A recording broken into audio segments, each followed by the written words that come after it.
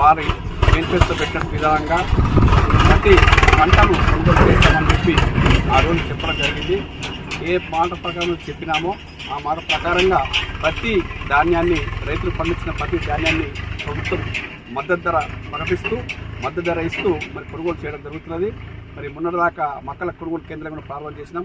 ఇప్పుడు వరి కొనుగోలు కేంద్రం కూడా మేము ప్రారంభం చేసినాం.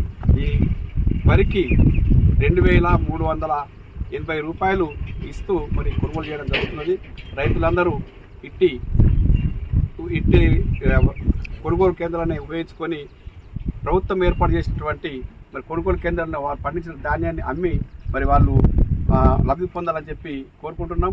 కాంగ్రెస్ ప్రభుత్వం మరి ఏదైతే రైతుల పక్షపాతన ఉంటూ రైతుల సంక్షేమమే మరి మా సంక్షేమంగా భావిస్తూ రైతుల పట్ల ఎన్నో సంక్షేమ పథకాలు చేస్తూ ఉన్నది.